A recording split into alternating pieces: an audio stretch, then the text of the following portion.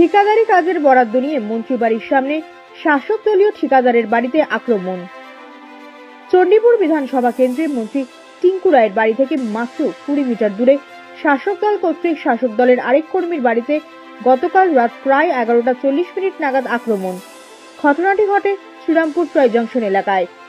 ঘটনার বিবরণে বাড়ির মালিক গোপাল দাস জানান, ওনার লাইসেন্স দিয়ে চণ্ডীপুর এলাকার যুবক একটি ঠিকাদারি কাজের বরাদ্দ পায়, আর সেই কাজের বরাদ্দ ছেড়ে দিতে রাত 11টার পর এলাকার বিদ্যুৎ বন্ধ করে দিয়ে গোপাল দাসের বাড়িতে শুরু হয় ইট বৃষ্টি ও ভাঙচুর।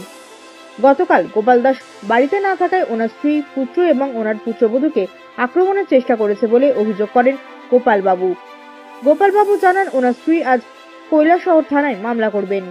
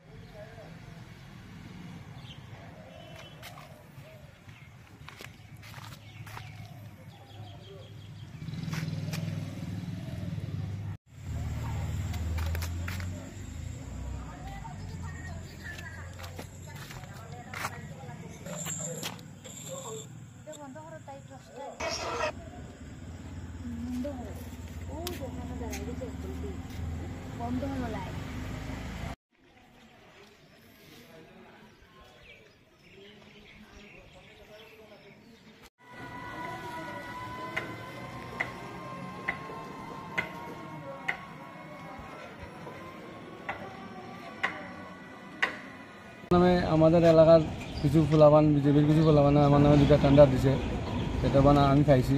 তখন তারা আমার লগে যোগাযোগ না করিয়া কালকে হঠাৎ করে রাইত আমার বাড়ি 11:40 আক্রমণ করিয়া মতলব এবারে টাউনের গৌতম, অজয় এরা বেশ 30-25 জন আমার বাড়ি ভাঙচুর করছে।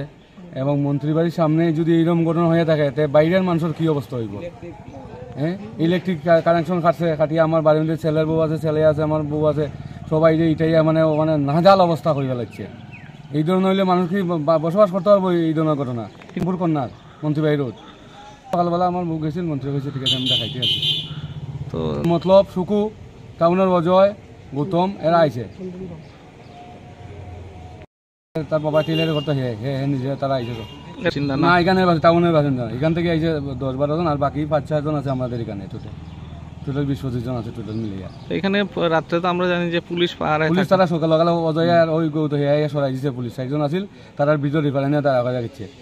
এই ফাঁকে কারেন্টের মেইন চুজ কাটছে, ট্রান্সমিটার বন্ধ করছে, আস্তা এলাকাটা নির্ধারণ করিয়া তারা এখান থেকে ইটা বোতল দিয়ে বাড়ি মাংসুর করছে সাংঘাতিকভাবে। তো সাই কম্পিউটারের অনুমতি ছাড়া তো বিদ্যুৎ বন্ধ করা সম্ভব না। তারা সব কিছু পারে, তারা সাই কম্পিউটার সব পারে। তারা এই যে মতলবটা কইয়া লাভ না, 25টা বছর আগে সিপিএমলা খাইছে, এবার বিজেপিরও খাইতে আছে।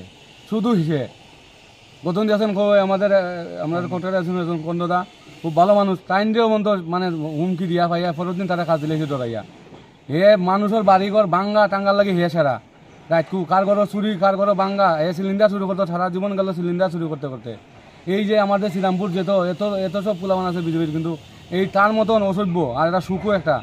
তারা এই 4-4 জনের নেতৃত্বে আমরা যে শ্রীরামপুর এটা মানুষ মানে অত্যাল অবস্থা, মানুষ থাকতে পারে না রাইতুলে বাড়িটার। রাত 10টা 10:30 পরে কেউ বাড়ি ঘরে থাকতে পারে না, এমন অবস্থা। টাউন থেকে আনে, হায়ার করে আনে অজয় আর গৌতম রে। এখানে আমার নামে 2টা ফুলামানে কাজ লইছে, তাহলে তারা যোগাযোগ করুক না, আমরা তারা কেউ বাইরের না, সবাই তো এখানে।